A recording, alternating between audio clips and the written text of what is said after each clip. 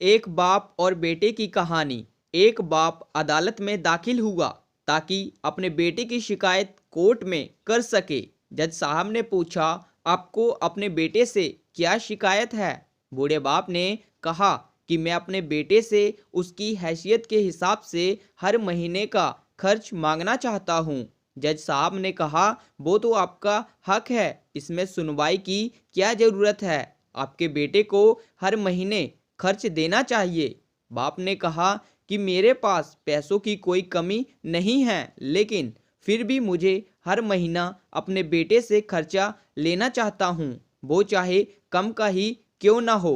जज साहब आश्चर्यचकित होकर बाप से कहने लगा, आप इतने मालदार हो तो आपको बेटे से क्यों पैसों की क्या आवश्यकता है? बाप ने अपने बेटे का नाम और पता देते हुए जज साहब से कहा कि आप मेरे बेटे को अदालत में बुलाएंगे तो आपको बहुत कुछ पता चल जाएगा।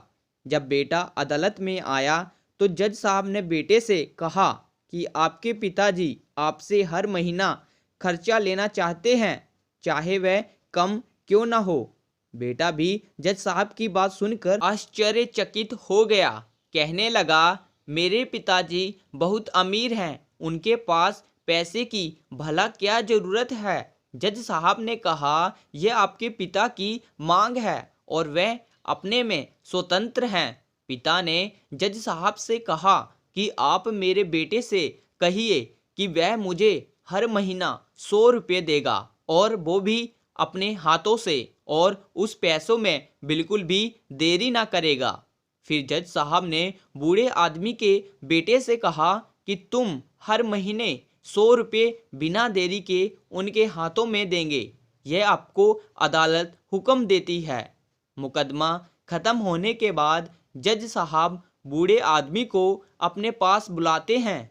उन्होंने बूढ़े आदमी से पूछा कि अगर आप बुरा न माने तो मैं आपसे एक बात पूछूंगा, आपने बेटे के खिलाफ यह केस क्यों किया?